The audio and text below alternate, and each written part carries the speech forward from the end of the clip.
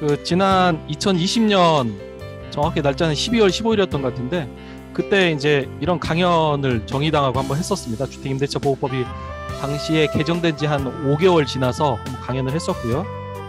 그래서 오늘 강연은 이 주택임대차 보호법 강연 내용을 이미 한번 다 보셨다는 전제하에 진행이 될 예정입니다. 그러니까 혹시 오늘 강연 중에 이거는 모르겠는데 왜 이렇게 지나가지 하는 내용은 뭐 이걸 한번 들어보시면 도움이 될 것 같고요. 그래서 지난번에 강연을 아마 이제 정의당 각 지역 활동가 분들께서 이렇게 시작했었습니다. 지금은 보니까 저만 잡히는 것 같은데 이제 이 중에서 그때도 이제 고민스러웠던 부분이 이 부분인데 그렇습니다. 네, 그러면 그 하나만 더요. 통과 가능성에 대해서는 어떻게 전망하시나요? 제가 하나 설명을 드리고 싶은 게 이건 약간 좀 질문하고 좀 어긋나긴 한데 그래서 통과 가능성은 해봐야 안다. 근데 해야 한다라는 게 저희 생각이고요. 하지 않으면 제가 봤을 때 큰일 나요. 2022년도에 큰일 납니다. 하지 않으면. 그리고 이제 이 저금리에 대해서 하나 설명을 드리고 싶은 게 1억에 대출이율 4%일 때 월세가 400만 원이 되잖아요. 연월세가. 근데 이거는 대출이율이 2%가 되면 이거에는 역산하면 2억이 돼요. 전세금으로. 근데 지금은 대출이율이 1년 만에 4%에서 2%로 떨어진 거예요. 그래서 전세금이 폭등할 수밖에 없는 상황입니다. 네. 지난번에도 이제 그 말씀을 드렸었는데 임대차 3법이 악법이 됐던 이유는 당시에 전세금이 폭등을 하니까 계속 이제 언론을 통해서 나오는 게 임대차 3법 때문에 전세금이 폭등한다. 이제 이렇게 그쪽에 프레임을 짜니까 이제 그렇게 흘러갈 수밖에 없던 상황이었는데 그때 당시에 정의당 강연 통해서 제가 말씀을 드렸던 거는 전세금 폭등은 임대차 3법 때문이 아니다. 저금리 때문이다. 라는 이제 말씀을 드렸던 거거든요. 그래서 이제 그때 당시에는 워낙에 대출금리가 4%에서 2%로 내려오는 상황이었기 때문에 전세금은 2배씩 뛸 수밖에 없는 상황이었습니다. 그런데 이제 이때 무슨 얘기를 했었냐면 그 2020년 8월에 만약에 이제 주택임대차 보호법이 2년이 지나서 8월 달에 다시 신규 계약을 하시는 분들 같은 경우는 만약에 저금리가 유지가 되면 2배로 뛸 거기 때문에 그때는 너무 문제가 된다. 그래서 이제 신규 전세에도 인상률 상한제를 도입해야 한다. 이제 그 얘기를 막 하던 상황이었습니다. 근데 제가 이거를 처음부터 보여드린 이유는 뭐냐면 1년 6개월 전만 해도 저희는 전세 폭등을 고민하고 있었다. 저금리로 인한 전세 폭등을 고민하고 있었는데 이제 오늘 보여드릴 거는 전세 폭등이 아니에요. 오히려 집값이 떨어져서 깡통 전세의 문제를 이제 오늘 주로 보여드리려고 합니다. 그래서 한번 다 같이 살펴보도록 하겠습니다. 한 2년 만에 완전히 분위기가 지금 반전돼 있습니다. 그래서 지금은 전세 사기하고 깡통 전세가 이슈가 되는데 이것도 이제 저희가 계속 세입자 114에서 법률 상담을 하다 보니 올 전반기만 해도 임대인이 전세 계약을 갱신을 거절하려고 한다. 이 상담이 굉장히 많았습니다. 저희 상담 내용 중에 한 절반 이상이 갱신 거절 상담이었는데 올 7월달, 8월달 가면서 이게 바뀌더니 지금은 내 전세금을 못 받을 것 같다. 뭔가 속은 것 같다. 뭐 우리 집이 깡통 전세다. 집값이 계속 떨어진다. 이거 어떻게 하냐. 그러면서 전반적인 8월을 기점으로 또 상담이 절반 이상이 전세 사기하고 깡통 전세로 이렇게 또 쏠리고 있는 상황입니다. 그래서 그에 대해서 좀 살펴보도록 하겠습니다. 오늘 좀 목차고요. 많이 준비했는데 쭉 1번에서 6번까지는 전세 관련 내용, 그 원인이 무엇이었는지 7번, 저금리와 양적 완화, 그리고 지금 역주행하고 있는 금리 인상과 양적 긴축 정책, 그리고 이제 8번, 9번은 독일의 주택 임차인 보호제도는 지난 정의당 강연에서 추가된 내용입니다. 거기서 이제 그만큼 2년이 지나서 추가된 내용이고요. 9번도 그 정의당 강연에서 추가된 내용이고요. 그다음에 이제 10번, 11번, 12번은 그 뒤에 이제 저희가 세입자 114를 창립하기 위해서 어떤 노력을 했나 약간 이제 홍보성 자료고요. 이거는 지난번에 첫 번째 정의당 강연회에서도 있었던 내용입니다. 원룸 전세 사기 사건인데 원룸이 전세 사기 사건이 가능한 이유가 뭐냐면 원룸은 법률적으로 단독주택이에요. 그러다 보니까 A1룸, B1룸, C1룸이 있는데 그러니까 A1룸에 실제는 이제 A1룸 주택이 한 원룸이 10개씩 있는 거예요. B1룸이 원룸이 10개 있고 C1룸이 원룸이 10개 있고 그러면서 원룸을 10개에서 각 3천만 원씩 전세금을 받는 거죠. 그럼 전세 금액이 한 2억 9,300만 원 되겠죠. 근데 그 원룸은 단독주택이기 때문에 등기부에 보증금이 나오지가 않습니다. 그러다 보니까 그걸 이용해서 집주인이 또 그 원룸 주택을 위해서 대출까지 받는 거예요. 1억 5천. 그래서 원룸 주택의 시장 가격은 4억 원인데 전세 보증금하고 대출금을 합치면 약 4억 4천이 되는. 그래서 이걸 총 18채를 매입한 그런 사례가 2019년에 있었습니다. 그래서 여기 오른쪽 유튜브 주소 눌러보시면 확인하실 수 있고요. 그래서 이거에 대해서 지난번 정의당에서 한번 강연을 했는데 이거에 대한 결과가 나왔습니다. 이 사건에 대한 결과가. 그래서 이제 뭐 조금 더 설명을 드리면 원룸 주택이 단독주택이라는 게 뭐냐면 이제 그 건물 등기부라는 걸 보시면 이렇게 표제부, 갑구, 여기 표제부 보이시죠? 그 다음에 여기 갑구 보이시죠? 갑구. 그 다음에 을구 보이시죠? 그래서 표제부는 그 건물의 법적 성격을 의미해요. 그래서 여기 보면 단독주택이라고 써 있잖아요. 단독주택. 그 다음에 갑구는 소유권에 관한 사항, 을구는 담보권에 관한 사항이 나옵니다. 그러니까 단독주택이다 보니까 각 원룸별 보증금이 안 나와요. 그러면은 각 원룸별 보증금은 원래 어디 나와야 하냐면 이 공인중개사 분들이 작성해주는 중개대상물 확인 설명서에 여기 개업 공인중개사 세부 확인사항 이 빨간 거 9번 실제 권리관계 또는 공시되지 않은 공개적으로 보여지지 않은 물건의 권리사항 여기에 기재하도록 되어 있습니다. 그래서 이 부분을 공인중개사가 제대로 확인해주지 않아서 세입자가 피해를 입으면 손해배상 책임을 진다라는 판례가 있어요. 그래서 원칙적으로 공인중개사는 다가구 주택 같은 경우는 선순위 보증금이 얼마인지를 확인해 줘야 할 의무가 있습니다. 그래서 원래 이제 이렇게 여기 이 개업 공인중개사 세부 확인 사항을 통해서 다가구 주택이나 원룸 주택 같은 경우는 각 선순위 원룸의 보증금을 알려줘야 하는데 알려주지 않다 보니까 뭐 주택 매매 가격보다 훨씬 더 많은 전세 보증금하고 대출금을 끼게 되는 거죠. 그러다 보니까 마지막 10번째 들어간 사람은 자신의 보증금을 못 받는 경우도 있습니다. 그래서 사고가 터진 거죠. 그래서 이제 좀 전에 보여드린 게 그 익산 원룸 사기였는데 그 집주인이 징역 13년 6월형을 받았다라는 취지였습니다. 그러니까 원래는 제가 그때 추정 60분하고 인터뷰할 때만 해도 18채에 16억 원가 됐어요. 18채에 16억인가 됐었는데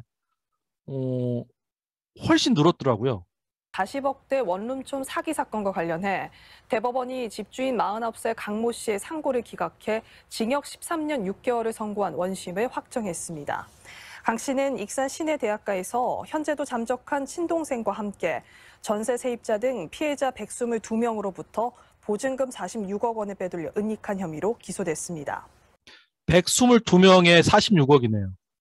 제가 정의당하고 그때 강연할 때마다 18채에 16억이었거든요. 그러니까 다 수사를 하고 나니 훨씬 많이 늘어난 거죠.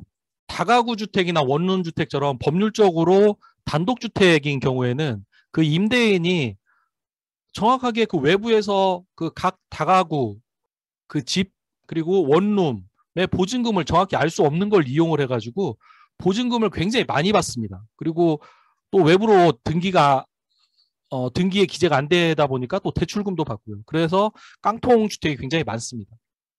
그래서 다가구 주택이나 원룸 주택을 들어갈 때에는 항상 그 집의 선순위 보증금이 얼마나 있는지를 꼭 확인해 보셔야 합니다. 이번 두 번째는 세모녀 전세 사기라고 이제 최근에 좀 이슈가 됐던 건데 이른바 빌라 오피스텔 전세 사기 사건입니다. 근데 빌라 오피스텔은 법률적으로 공동주택입니다. 그래서 공동주택이라고 하면 아파트처럼 각 호수별로 등기가 다 돼 있어요. 그래서 이제 다가구나 원룸 주택처럼 그런 식으로 이제 전세 사기는 일어나지는 않습니다. 근데 이제 여기는 어떻게 일어나냐면 사실관계를 좀 말씀해드리면 2017년 4월부터 한 3년 동안 피해자 136명으로부터 임대차 보증금 298억을 받았다는 거예요. 근데 이걸 어떻게 받냐면 중저가형 신축 빌라의 분양대행 업체하고 공모해서 건축주에게 지급할 금액에 리베이트를 더해 분양가를 결정을 했다고 합니다. 이게 무슨 얘기냐면 신축 빌라 같은 경우는 매매가 원활하지가 않아요. 이제 한국에서는 아파트를 선호하다 보니까 신축 빌라를 매매를 선호하진 않고 보통 이제 전세를 살다가 아파트로 이제 이사가는 이제 그런 형태를 많이 취하는데 한 2, 3억 정도 되는 신축 빌라에 예를 들어 이제 건축주한테는 건축주하고는 그렇게 얘기를 한 거죠. 이거 뭐 건축했으니까 뭐 한 2억 원에만 팔아줘. 라고 건축주는 부탁을 하는 거예요. 그러면 이제 분양 대행업체하고 얘기해서 그러면 이거 우리 2억 2천에 팝시다. 라고 해서 건축주는 2억 원만 주면 되니까 2억 2천에 팔아서 본인들이 나머지 2천을 가져가는 거예요. 그래서 리베이트를 더해서 분양가를 결정해서 2억 2천이 되는 거죠. 근데 이제 2억 2천에 분양가를 결정한들 2억 2천에 분양이 안 되죠. 분양이 안 되니까 어떻게 하냐면 임차 보증금, 전세금을 2억 2천에 내줍니다. 근데 이제 2017년도부터 2020년까지는 대체로 이제 금리가 낮은 상황이었기 때문에 전세가 계속 올라가는 상황이었거든요.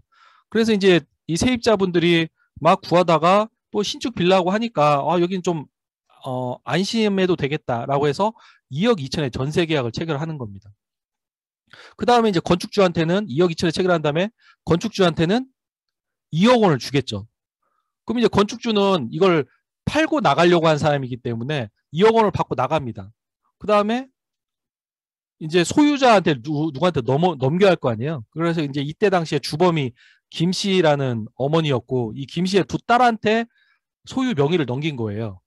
근데 이제 두 딸은 아무런 재력이 없죠. 그냥 이제 소유 명의만 떠안은 거죠. 그래서 이게 이런 경우는 이제 무자본 갭투기라고 해가지고 자기 돈이 하나도 안 들어갔잖아요. 이 두 딸한테. 그래서 예를 들어 2억 2천에 전세가 있어서 이거 한 2억 5천이나 3억이 됐으면 이제 무자본 갭투기가 성공을 하는 거죠. 근데 이제 예를 들어 뭐 2020년 이후로 갑자기 또 빌라에 대한 인기가 떨어져서 뭐 사람들이 한두 명씩 또 나간다거나 아니면 2억 2천에서 한 1억 8천으로 시세가 떨어진다거나 이제 이렇게 되면 전세금을 못 돌려주는 문제가 발생을 하는 겁니다. 특히 이런 신축 빌라의 피해자가 136명의 임대차 보증금 298억 원이 되면 한 사람씩 이렇게 공실이 생기면서 빈집이 생기면서 이걸 감당을 못해요. 이게 다가구 주택이나 원룸 주택도 똑같거든요. 그래서 이제 그 세모녀 전사 사기 사건이 이렇게 해서 발생된 것이었다. 그래서 요즘 와서 하는 이 사건 이후로 저희가 좀 상담할 때는 어떤 얘기를 하냐면 가능하면 신축 빌라가 시장 가격이 형성되지 않은 상태에서 무리하게 전세로는 들어가지 말라고 합니다. 가능하면 들어가고 싶으면 예를 들어 한 2억 전세면 1억 정도 전세하고 보증금하고 월세 40으로 사는 게 지금은 훨씬 안전하다. 저희가 그렇게 말씀드리거든요. 세모녀 전세 사기가 2021년도 국민일보 기사에 나왔는데 당시 이제 이분들이 이른바 임대사업자 등록을 한 거예요. 그래서 이제 2019년 순위에 보면 여기 26위, 32위 있죠. 그래서 딸 두 분이 박모 씨 두 분인 거예요. 그러니까 31살, 29살 이분한테 명의를 맡긴 거였죠. 어머니 김 씨가. 그래가지고 보증금 사고가 한 136건이 난 거예요. 이제 허그에서 한 140억 정도 받쳐준 거고. 그래서 이렇게 해서 그냥 보증 사고로 넘어가나 했는데 결론은 이제 김 씨, 박 씨 이렇게 다 그 털고 분양 대행업체 다 털고 하다 보니 이분들이 그 건축주가 원한 매매가보다 리베이트를 추가하고 그 금액으로 전세를 내주게 된 걸 안 거죠. 궁극적으로는 남는 돈이 없으니까 본인들이 투입한 돈이 없으니까 무자본 갭 투기니까 전세금을 돌려줄 돈이 없어지는 거예요. 그래서 지금 현재 이분들이 전세 사기 혐의로 지금 재판 중입니다. 근데 앞에 그 다가구 주택 사건이 120명에 46억이었잖아요. 왜냐하면 그건 원룸 주택이었기 때문에 대체로 보증금이 한 3, 4천만 원이었기 때문에 그렇거든요. 근데 이제 여기는 좀 전에 보신 바와 같이 136명에 298억 원이면 앞에 원룸 주택 사기가 13년이 나왔는데 여기 몇 년 나올지 모르겠어요. 그래서 한참 이렇게 무자본 갭 투기가 좀 유행을 했었습니다. 최근에도 지금 하고 있었는데 최근에는 이제 금리가 올라가면서 여의치 않죠. 왜냐하면 사람들이 전세가 무서우니까 함부로 안 해주거든요. 이거는 저희가 상담을 하면서 지난 6월 30일 날 저 자체적으로 이거 전세 사고 좀 경고등을 울린 거예요. 어떤 거냐면 전세 조건으로 세 가지가 공통적으로 발생이 됩니다. 첫 번째로 전세 대출을 받게 해주겠다. 이게 뭐냐면 전세금이 2억 원이면 지금 은행에서 80% 대출을 해줘요. 1억 6천. 그걸 받게 해주겠다는 거예요. 그러면 뭐 1억 6천, 내 돈은 4천만 원이면 되니까 큰 돈 아니, 내 돈은 크게 안 들어가네. 이제 그렇게 판단하는 거죠. 그 다음에 전세 계약과 동시에 소유자, 제3 소유자한테 넘어간다라는 얘기를 한다는 거예요. 이거 이상하다. 여기서부터 좀 이상한 거예요. 왜냐하면 전세금의 본질은 무이자 대출입니다. 전세금 자체가 임대료가 아닙니다. 그렇기 때문에 이 대출금은 그 집을 담보로 저희가 집주인한테 돈을 빌려주는 거예요. 빌려주는 거기 때문에 돈을 회수하기 위해서는 집주인의 신용과 자산이 매우 중요하죠. 근데 소유자가 바뀐다는 거예요. 그럼 소유자가 바뀌면 바뀌는 소유자는 저희가 알 길이 없잖아요. 그래서 이런 경우는 문제가 있습니다.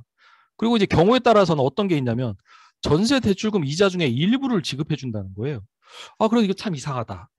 예를 들어 1억 6천 대출을 받았는데 뭐 작년 같은 경우는 한 4% 대략 이자였다고 하면 1억 6천에 4%면 연 640만 원 정도 되죠. 그러면 아마 월 한 50 몇만 원 될 겁니다. 근데 그 중에서 내가 1% 이자는 대줄게 라고 하면서 640 중에 4분의 1이면 150만 원쯤 되죠. 160만 원 되나요? 160만 원을 지원해 주겠다고 하는 거예요. 그러면 나는 480만 원만 내면 되네? 아주 흔쾌한 마음으로 들어간단 말이죠. 그래서 이렇게 전세대출과 동시에 전세대출 이자를 지원받는다고 하면서 제3자 명의로 소유자가 변경되는 걸 뻔히 알면서 이 전세계약을 체결합니다. 나중에 어떤 문제가 생기냐면 갑자기 임대인한테 이제 나갈 때 보증금을 돌려달라고 하니까 이 임대인이 고시원 사시는 분 아니면 신용불량자, 그래서 고시원 사시는 분한테 전화를 하니까 이분 말씀이 거기 공인중개사하고 다 얘기된 거라고, 나는 그냥 이름만 빌려줬을 뿐이라고 이제 그렇게 얘기하시는 거예요. 그러니까 이제 그때부터 이제 세입자가 당황스럽죠. 왜냐하면 기한이 만기가 됐기 때문에 은행에서는 전세대출금 갚으라고 하거든요. 이제 못 갚으면 이제 세입자가 또 신용불량자가 되는 거죠.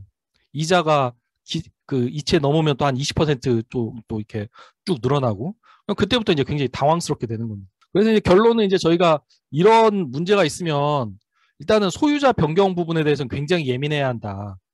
왜냐하면 전세금의 본질은 무이자 대출이기 때문에 집주인의 신용과 자산이 중요한데 소유자가 누군지도 모르는 사람한테 변경하는 거를 허용하면 안 된다. 이제 저희가 그렇게 말씀을 드리는데, 그럼에도 불구하고 부득이하게 그런 전세 대출을 받는 상황에서 소유자가 변경하는 계약을 체결한다면 전세 반환 보증 보험을 꼭 가입하라고 말씀을 드리죠. 그러면 이제 이렇게 되면 어떤 문제가 생기냐면 결국은 그 전세 사고 발생 시에 보증보험 기관이 책임을 지잖아요. 현재 이제 전세 보증보험은 국가 공공기관이 두 군데, 그 주택보증공사랑 금융공사 거기랑 그다음에 이제 민간기관인 서울보증보험 세 군데에서 하고 있거든요. 그래서 이제 전세 사고 증가 시에는 보증기관의 보험금 지급액이 급증하게 되겠죠. 그러면 이제 전세 반환 보증보험을 가입하면 어떤 문제가 생기냐면 임대인과 임차인은 전세금이 시세에 맞지 않아도 그냥 보험만 가입해주면 무조건 계약을 체결하는 거예요. 예를 들어 전세금 시세가 2억인데도 만약에 2억 5천에 보증보험을 가입해주면 임대인과 임차인은 굳이 고민할 필요가 없는 거죠. 그냥 가입하는 거죠. 어차피 돌려받을 수 있고 돌려줄 수 있으니까. 그래서 이제 그로 인해서 도덕적 해이가 유발되는데, 이에 대해서 이 원인이 뭘까를 한참 고민을 했는데 한국일보에서 공시가격 150%의 역설이라고 하면서 보도가 나왔습니다. 공시가격 150%의 역설 검색해 보시면 나오는데, 그러니까 이게 그렇다는 거예요. 한참 지난 2년간 전세 사시는 분들의 주거 불안이 너무 심각하니까 주택보증공사에서 최대한 높은 가격을 보증해 주기로 한 거죠. 그러다 보니까 지금 공시가격이라는 거는 주택가격이 뭐 시세에 따라 막 달라지지 않습니까? 예를 들어 뭐 아파트 가격 1억 5천이었다 2억이었다가 2억 5천이었다가 또 내려오기도 하니까. 근데 그때마다 이거를 변동하는 가격을 따라갈 수가 없으니까 국가가 매년 그 조세 부과 등을 위해서 딱 정합니다. 예를 들어 뭐 1억 5천에서 한 2억 5천을 왔다 갔다 하는 거는 한 뭐 2억 이런 식으로 정하는데, 공시가격이 보통 시장 가격의 한 70%로 설정이 돼요. 그러면 공시가격이 시장가격의 70%를 설정이 되는데 70%에 150%까지 보증을 해주면 실제로는 집값의 105%를 보증을 해주게 되잖아요. 그러니까 이게 또 문제가 되는 거예요. 105%를 보증해 줘가지고. 그래서 지금 전반기에 주택보증공사가 4천억인가 지금 보험사고가 난 걸로 알고 있고요. 제가 추정컨대 하반기에 아마 1조 찍지 않을까라고 전 추정하고 있습니다. 왜냐하면 하반기에 금리가 올라가면서 전세사고는 더 많이 날 수밖에 없거든요. 그래서 이제 그런 문제가 있다 보니까 저희도 계속 문제 제기를 했었고요. 그랬더니 이제 9월 1일자로 국토부에서 발표하면서 140%로 낮췄습니다. 근데 140%로 낮춰도 집값의 한 98%예요. 그래도 아무튼 깡통 전세가 있고 그로 인한 도덕적 해이로 인해서 국가가 그 보험 사고를 또 안게 되는 거죠. 국민들 세금으로 메꾸는 거죠. 물론 이제 나중에 경매에서 실제로 한 7, 80%는 회수합니다. 이제 날아가는 건 한 10%, 18%, 그러니까 10%에서 20% 전후인데 아무튼 이제 그런 문제가 있다라는 거 말씀을 드리고요. 그리고 이제 이거는 전세 사기 사건 유형 8월 24일 날 국토부에서 발표한 건데 사례 1번 한번 볼게요. 이게 그 세모녀 전세 사기랑 되게 유사해요. 잘 보이실지 모르겠는데 여기 한번 번호를 따라가겠습니다. 주택유형은 신축빌라, 주택가격, 신고된 주택가격이 없거나 전세보증금을 하회하고 있다. 왜냐하면 신축빌라는 새로 지은 빌라기 때문에 얼마인지를 알 수가 없잖아요. 그래서 임대차 계약을 체결하는데 전세금이 매매대금보다 크거나 같습니다. 아까 말씀드린 대로 건축주는 2억만 달라고 했는데 자기들끼리 분양 대여업체랑 짜고 한 2억 2천을 전세로 부른다거나. 그래서 그 다음에 임대인은 임대인 B한테 넘겨요. 그 세모녀 R 박 씨한테 두 분한테 넘기는 거죠. 그러면서 이 박 씨는 수수료를 받아요. 그 다음에 여기 또 분양 대여업체 또는 공인중개사 분들도 또 수수료를 받고. 그리고 여기 임차인은 주택보증공사에 보증을 가입합니다. 보증을. 그리고 이제 전세사고 발생 시에 결국은 이제 보증공사에서 보증금을 지급하죠. 그 다음에 주택보증공사에서 여기 구상을 하는데 여기 임대인 B는 자력이 없는 거예요. 그러니까 결국 이제 돈을 못 돌려받게 되는 상황이 발생하는 거죠. 이게 전형적인 그 세모녀 전세 사기 사건 전형적인 사례였습니다. 그리고 두 번째 이거는 주택보증공사도 악성 임대인이라는 분의 명단을 정리하고 있습니다. 그러니까 계속 전세금을 돌려주지 않아서 보증사고를 내는 분들한테는 계속 보증을 해줄 이유가 없잖아요. 그래서 이제 이 임대인 A가 악성 임대인으로 이미 주택보증공사에서는 이름이 있는 거죠. 그러니까 본인 명의로는 보증보험에 가입이 안 되니까 임대인 B한테 매매계약을 체결하고 넘기는 거예요. 그 소유권을 실질적으로 넘기든 형식적으로 명의만 빌리든. 그렇게 하면 이제 B는 그 보증 금지 사유가 해소되잖아요. 그 다음에 또 임차인과 임대차 계약 체결하는데 임차인 계약 체결하고 또 임차인들은 보증공사에 또 보증 가입하고. 근데 그 다음에 또 임대인 B는 자력이 없으니까 보증금 반환하지 않고. 그럼 또 보증공사는 그 보증사고 발생했으니까 또 대위 변제하고. 또 이 사람한테 보증공사한테 또 달라고 하는데 이 사람은 또 자력이 없죠. 왜냐하면 거의 사실상 이제 명의만 빌려준 경우가 있으니까. 그러니까 세모녀 전세 사기의 변형판입니다. 그다음 세 번째는 은행에서 이 사람들이 돈을 안 갚으니까 담보대출을 연체를 하니까 경매 실행을 예고를 합니다. 그럼 이게 임대인은 경매 실행이 예고됐으면 세입자한테 임대를 해주지 않아야 할 거 아니에요. 왜냐하면 자기가 당장에 돈을 못 갚아서 집을 팔리게 생겼으니까. 근데 이제 공인중개사 또는 이제 뭐 어떤 뭐 본인하고 뜻이 맞는 사람하고 이제 공모를 해서 이런 연체 사실을 고지하지 않고 이 임차인들 한 30여 명을 모집해서 보증금을 편취하는 거죠. 그러니까 편취라는 게 속여서 돈을 얻는다는 뜻이거든요. 근데 이제 이분이 아파트 한 동 소유자인 거예요. 예를 들어 30세대 빌라, 30세대 오피스 생각하시면 맞습니다. 근데 이런 사례가 지금 굉장히 많습니다. 지금 방송에서도 많이 나오는데 강서구 화곡동에도 되게 많고요. 저도 계속 지금 상담 중에 있고 인천 미추홀구에 많습니다. 그래서 이제 지금 건물을 통째로 가지고 있는 빌라 또는 오피스텔 건물을 통째로 가지고 있는 사례가 10월 7일 날 KBS 시사 직격에 나오거든요. 근데 이제 시사 직격 방송이 있으니까 제가 인터뷰는 했는데 한번 보십시오. 그때 보면 기가 막힙니다. 이 한 동을 가지고 어떻게 전세금을 또 이렇게 받아내는지 참 기가 막힙니다. 그리고 이제 이거는 이중임대 계약 사건인데 이건 뭐냐면 이제 건물 임대 관리 업체가 있는데 집주인한테 당신 건물을 내가 관리를 하면서 임대 관리까지 다 해줄게라고 하면서 집주인한테는 대신 보증금 500에 월세 60만 원씩 드릴게요. 이 건물 관리 저한테 맡기세요. 하니까 그러면 뭐 이 정도 건물 관리하시면서 뭐 임대는 내가 신경 안 써도 되니까 월세 60만 원 주면 괜찮겠다 해서 맡깁니다. 임대 관리 업체한테. 근데 이제 건물 관리 업체는 어떻게 하냐면 세입자로부터 보증금 3,700에 월세 40만 원을 받는 거예요. 그러면 세입자는 월세가 좀 시세보다 저렴하잖아요. 보통 이제 60에 했던 건데 시세보다 저렴하니까 옳다고 나하고 당장 월세 40만 원 하고 보증금 3,700은 어떻게든 받을 거라고 생각하고 들어가는 거죠. 근데 결국 이렇게 되면 여기 40이 여기 60으로 갈 거 아니에요. 그러면 부족한 20만 원은 이 보증금에서 매달 이렇게 조금씩 갈 거고, 그러다가 이제 남은 돈을 가지고 이 건물 관리업체가 뭔가 다른 데 투자를 하는 거거든요. 근데 그러다가 이 건물 관리업체가 이제 또 파산을 하게 됩니다. 그럼 이제 파산을 했어, 여기 건물 관리업체 파산을 했어. 그럼 결국 남는 거는 이제 집주인하고 세입자만 남잖아요. 근데 이 사람과 이 사람은 만난 적이 없어요, 둘이는. 어떻게 해결되겠습니까? 어렵죠.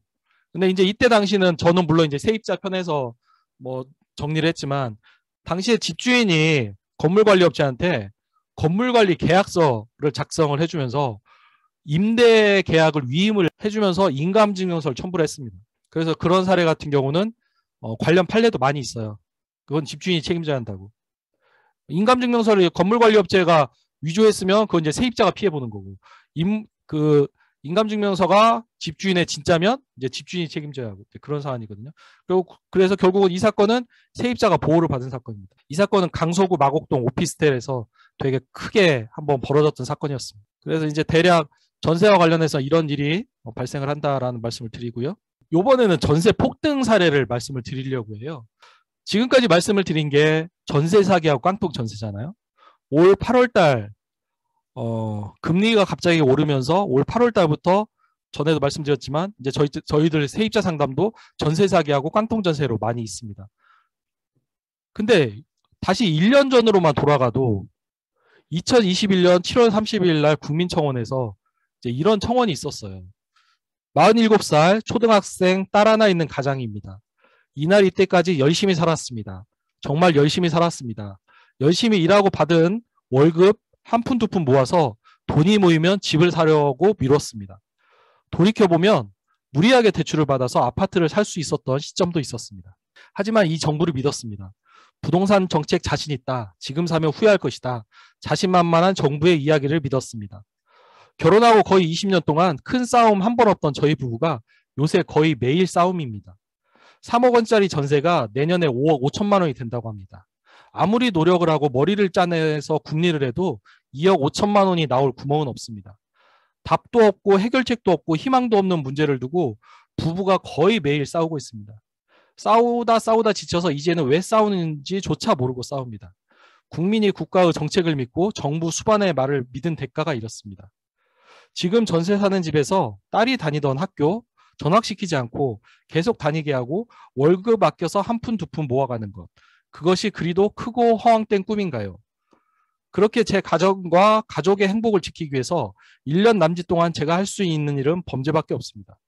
도둑질을 하지 않고 강도짓을 하지 않고 마약을 팔지 않고 사기를 치지 않고 합법적으로 1년 남짓 동안 2억 5천만 원을 벌 수 있는 일 어떤 게 있을까요? 이런 상황에 내몰린 국민이 어디 저 혼자이겠습니까? 한 국가의 국민이자 한 집안의 가장이 범죄 행위를 하지 않으면 가정을 보호할 수 없는 이러한 상황을 만든 책임은 누구에게 있으며 그 책임자는 지금 어디에서 무엇을 하고 있습니까? 단순히 행정정책상의 과실이 아닙니다. 국민의 삶을 도탄에 빠지게 하고 국민으로 하여금 범죄의 수익이라도 꿈꾸게 하여 국민을 잠재적 범죄자로 만든 이 정부의 부동산 정책 실패 책임자를 찾아내어 반드시 징계와 처벌을 내렸으면 합니다.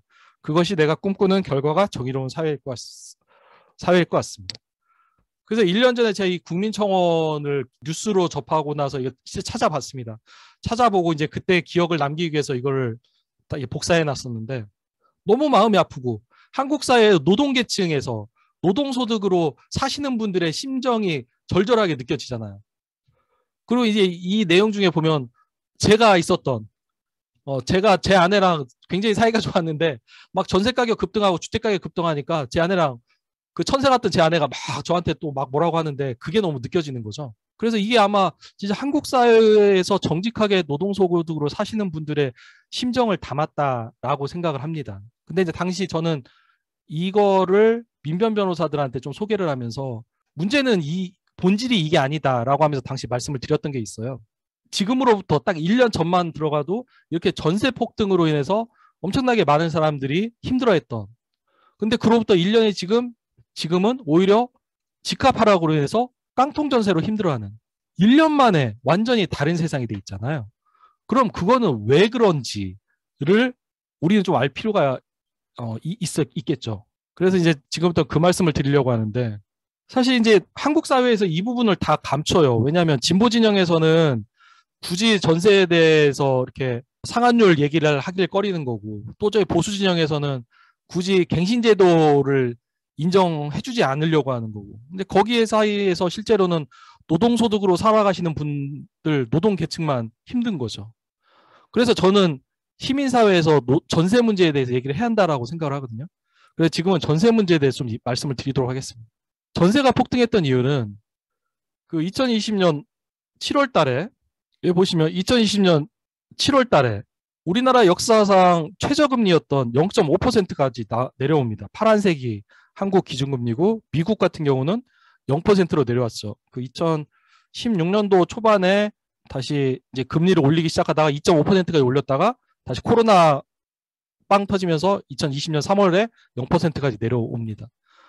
그래서 역사적으로 최저금리 되면서 그때부터 이미 전세 가격은 오르기 시작하고 전세 가격이 오르는데 당연히 전세 가격이 받쳐주는데 집값이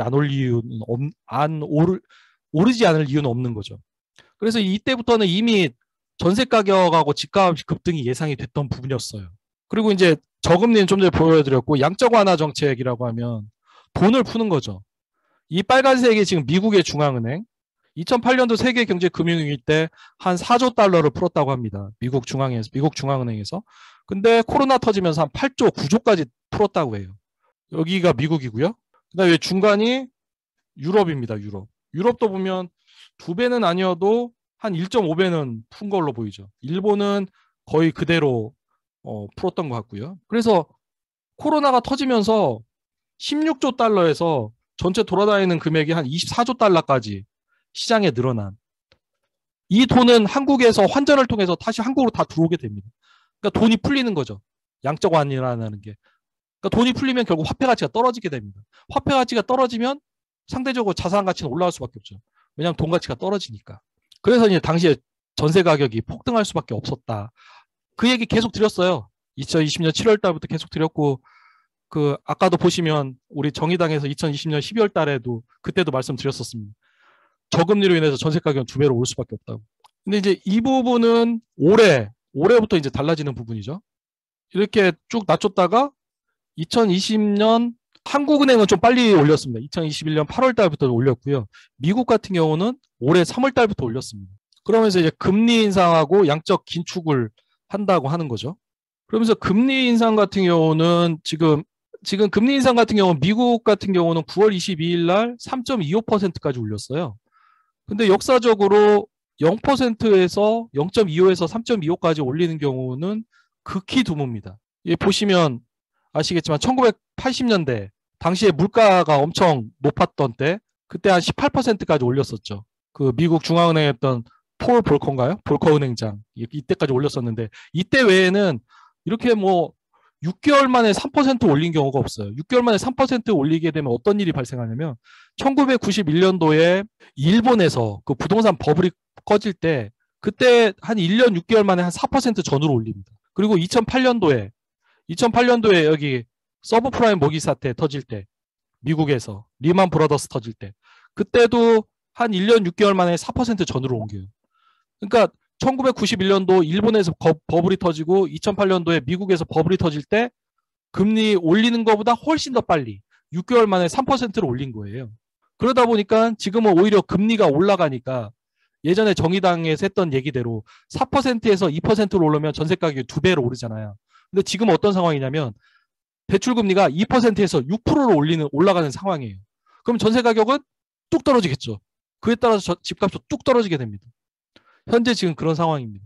그래서 이제 올 하반기 내년 초까지 아마 주택 시장이 상당히 힘들 거고, 전세 갱신 거절, 이제 뭐 이런 그 집주인이 전세를 갱신을 거절하는 이런 문제는 이제 더 이상 발생하지 않고 오히려 그냥 살아달라라고 부탁을 하는 상황이 되면서 나중에 집값을 못 돌려받는, 그게 이제 2억 원, 3억 원대 이쪽에 주로 있습니다. 이쪽에.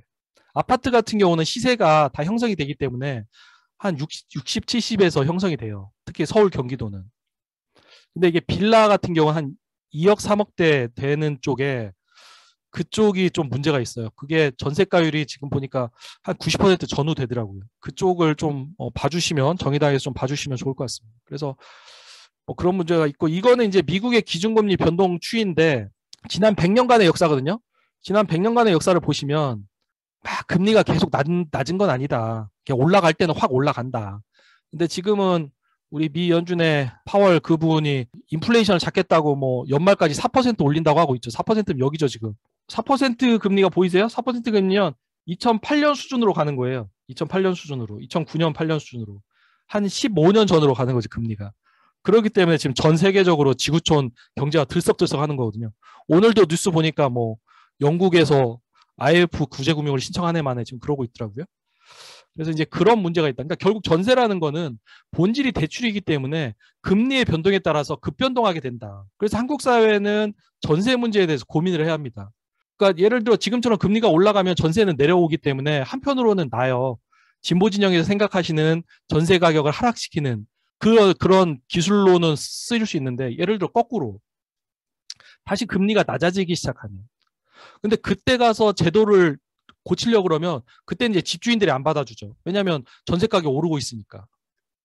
그래서 좀 전세 가격 하락할 때 한국의 시민사회하고 좀 뭐 우리 정의당하고 좀 민주당하고 이 부분에 대한 좀 고민을 했으면 좋겠는데, 이게 또 막상 사고 터지기 전까지는 또 안 하시더라고요.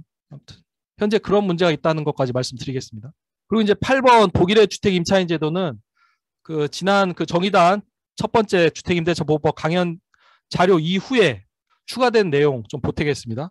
여기 첫 번째, 뭐 두 번째, 세 번째 내용은 지난번에 다 말씀드렸고요. 이 네 번째인데, 그 당시에 이제 2020년 2월 달에 베를린에서 5년간 임대료 동결했다라고 하면서 너무 대단하지 않냐고. 그러면서 그때 당시에 저희가 그 2020년 2월 달에 코로나 막 시작할 때 베를린을 갔다 왔어요. 베를린을 다녀와서 베를린 세입자협회 만나고 왔는데 살기 너무 힘드니까 우리는 동결시켰다라고 하면서 저희가 물어봤죠. 베를린 같은 경우는 한 80%가 세입자라는 거예요. 그래서 이게 가능했는데 2021년 4월 15일 날 독일 연방 헌법재판소에서 유연 결정을 합니다. 그래서 이제 막 보수 언론이 막 임대료 동결이 유연이다 그랬었는데, 임대료 동결이 유연이었던 건 아니고요. 임대료 규제에 대한 입법권이 지방정부, 베를린 주에 있는 게 아니고 연방정부의 권한이다. 그러니까 연방정부의 민법을 통해서 개정을 해야지 니네 베를린 주에서 니네 마음대로 바꾸면 안 돼. 이제 그런 취지에서 결국은 이제 유연 결정이 났습니다. 그러니까 이제 그 베를린 세입자분들이 뭘 하냐면 부동산 몰수 시위를 한 거예요. 당시에 이제 민간 임대주택 기업이었던 보노비아하고 도이체보넨이라는 회사가 있었는데, 여기를 부동산 주택 임대 기업이 가지고 있는 임대주택을 몰수하라고. 민간 임대주택을. 그러니까 민간 임대주택을 공공임대주택으로 몰수하라고 시위를 한 거예요. 베를린 시민들이. 왜냐하면 동결법이 유연 결정 나니까 다시 소급해서 더 많은 임대료를 줘야 하는 상황이 되니까. 이래 놓으니까 이제 이 주택 임대 기업이 보노비아하고 도이체보넨, 독일인의 집, 이분들이 긴장을 해갖고 이제 합병을 하기로 합니다. 합병을 하기로 하면서 당시 이제 베를린 시청에서 미하엘 뮬러 시장하고 함께 진행을 하면서 주거를 위한 미래사회 협약을 체결합니다. 그 내용을 보시면 향후 3년간 임대료를 1% 인상하겠다. 그 다음에 베를린의 주택도 신축하겠다. 1만 3천여 채. 그리고 베를린의 주택 2만 채를 매매하겠다. 민간 임대 사업자가 주택을 공공임대주택으로 팔겠다라는, 이렇게 하는 거예요. 임대료도 1%만 인상하고, 동결은 아니고 1%만 인상하겠다. 그러니까 그만큼 베를린 시민들이 단체로 시위를 하게 되니까 민간 주택 임대 기업이 이렇게 긴장을 해서 이런 협약을 체결하게 되는 거죠. 그래서 이제 저는 그렇게 뭐 몰수 시위한 다음에 그렇게 끝나나 보다 그렇게 생각을 했거든요. 그런데 갑자기 또 베를린 세입자 그쪽에서 주민투표를 붙이겠다는 거예요. 그 민간 주택 임대 기업에 대한 몰수 주민투표를. 그러면은 당연히 한국에서는 주민투표가 부결될 걸로 예상을 하잖아요.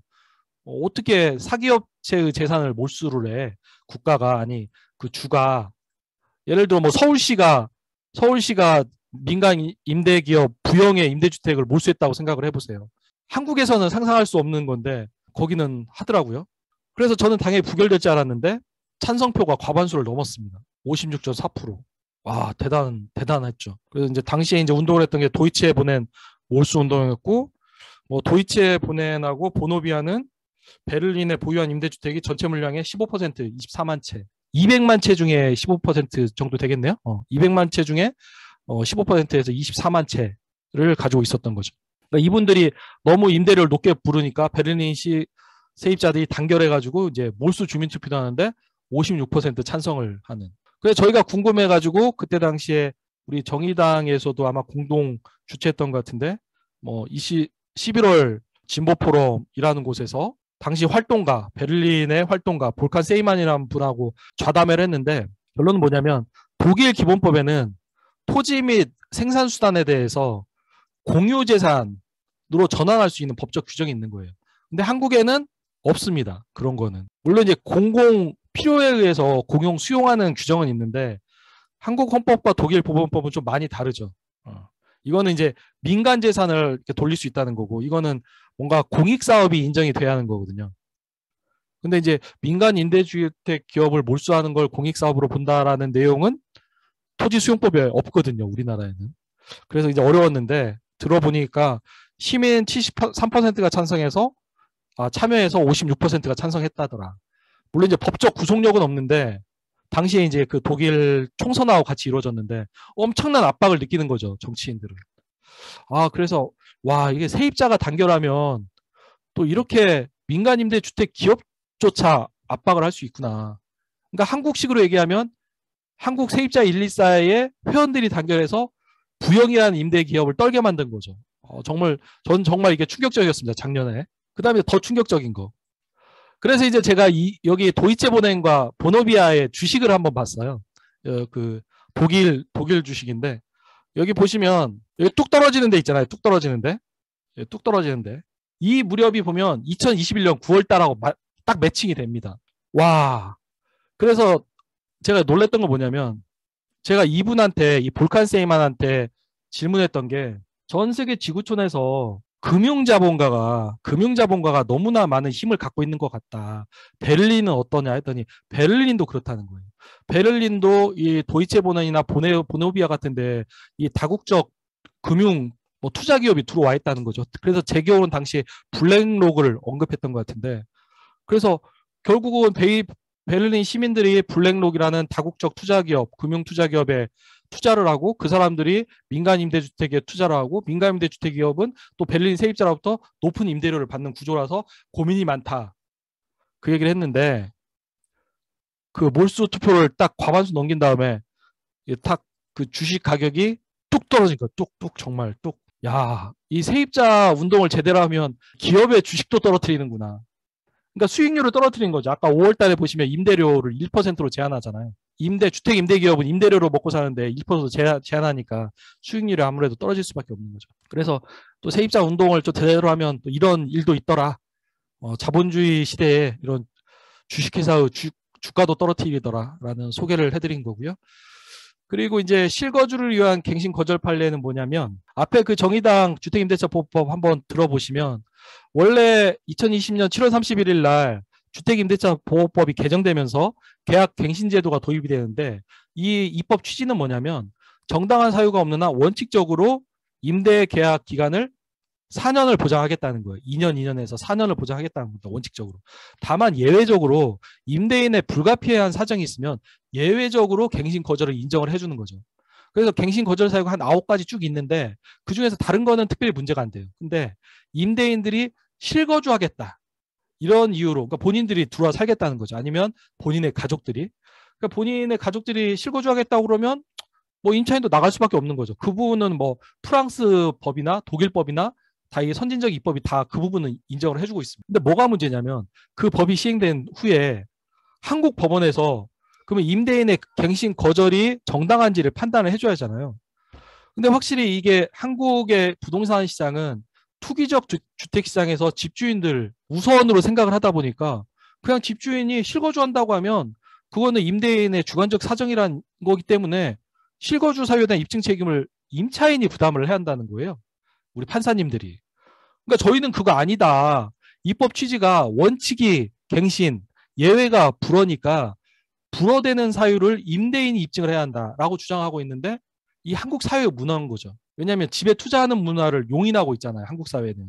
그래가지고 현재는 저희가 아동바동 지금 뭐 다투고는 있는데 대체로는 지금 법원에서는 임대인이 실거주하겠다고 하면 그냥 봐주고 있는 상황입니다. 그중에 이제 저희가 50개 정도 판례를 좀 찾아봤는데 그중에서 한 몇 개 정도 임대인이 갑자기 말을 바꿨다던가 임대료를 올려달라고 했다가 뭐 실거주로 바꿨다던가 뭐 임대인이 실거주할 사정이 안 된다거나 이제 이런 경우는 예외적으로 이기고 있는데 아무튼 현재 그런 문제가 있어서 저희가 지금 민변에서도 이 부분에 대해서는 좀 개정안을 내놓은 상태거든요. 그래서 정의당에서도 관심을 가져주시면 좋겠고요.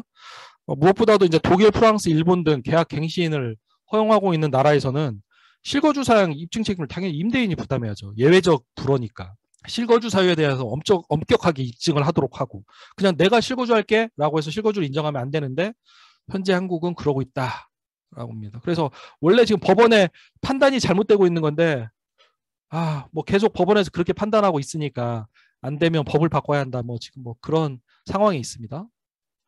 그래서 지금 그 개정주택임대차 보호법의 갱신 거절과 관련해서는 이게 현재 주요 이슈다라는 말씀을 드리고요. 그리고 이제 여기서부터 이제 뭐 세입자 114의 홍보인데 간략하게 한번 보겠습니다. 저희가 이제 주거권 보장을 위해서 2019년 10월 초에 대학로 마로니에 공원에서 주택임대차 보호법 개정하라라는 뭐 이런 뭐 서명 운동을 하고 했었는데요. 그 2020년 3월, 2월 말에는 베를린 세입자협회 앞에서 갔다 온 거고요. 정의당도 다녀오셨더라고요. 그 뒤에 이제 임대차 3법이라는 게 도입이 됐죠. 그래서 주택임대차 보호법이 계약갱신 요구권하고 전월세 인상률 상한제. 그래서 2020년 7월 31일 날 시행되고 있고 2021년 6월 1일부터는 전월세 신고제를 하고 있습니다. 근데 전월세 신고제를 왜 하냐면 우리나라가 그냥 이런 모든 계약을 집주인들한테 맡겨놓다 보니까 국가 행정에서 임대차 행정 자료가 없어요. 그래서 뭘 확인하려고 그러면 정부가 아무런 정보가 없다는 거예요. 그래서 이제 전월세 계약 내용을 신고하도록 한 거죠. 원래는 2021년 6월 1일부터 시행해서 계도기간 거쳐서 올해 6월 1일부터 시행을 하는 거였는데 갑자기 또 윤석열 정부가 들어오면서 또 내년부터 강제적으로 시행하겠다 그래서 지금 약간 내년 6월 1일로 연기된 상황인데 저희는 이 임대차 3법이 우리 시민들의 주거 안정을 위해서는 꼭 필요한 법이다라고 생각을 합니다. 그러면서 금리가 최근에 오르면서 더 이상 임대차 3법이 악법이다라는 얘기는 거의 안 하는 것 같더라고요. 그러니까 왜냐하면 전세 가격이 떨어지니까 원래 전세 급등의 원인은 임대차 3법이라고 주장했던 분들이 할 말이 없어진 거예요. 그 뒤에 이제 아까 말씀드렸던 것처럼 법만 바뀌고 세입자가 상담할 곳이 없다라는 얘기를 듣고 그럼 안 되겠다. 주택 세입자 법률 지원센터를 만들어야겠다 해서 민변 변호사님들 한 20분이 합심해서 만들고 있고요. 그 밖에 이제 시민단체에서 또 한 절반 정도 도와주고 계십니다. 어제 세입자 114 창립 1주년 행사를 치렀습니다. 1년 동안 했는데 아직은 세입자 조직화, 세입자 세력화가 쉽지가 않아요. 대한민국에서는 아무래도 집으로 돈을 버는 게 더 익숙한 거죠. 뭐 세입자 조직 세입자는 자기가 알아서 살다가 집 사는 거지 뭘 도와줘. 약간 이런 마인드가 더 강한 것 같습니다. 근데 그럼에도 불구하고 아까 그 전세 폭등할 때 노동소득으로 살아가시는 노동계층 그분의 심정을 제가 한 10년을 전세를 살았는데 제가 전세를 살면서 그 심정을 느껴봤기 때문에 저는 시민들의 주거 안정이 우선인 것 같아요. 그래서 이제 세입자 114를 계속 할 테고 세입자 114를 통해서 임대차 3법을 계속 지탱해 나갈 예정입니다. 그래서 이제 제가 일부로 정리한 전세 사기와 깡통 전세는 여기까지고요. 지금부터 좀 쉬었다가 주택 정책 요모조모에 대해서 좀 같이 살펴보는 시간을 갖도록 해볼게요.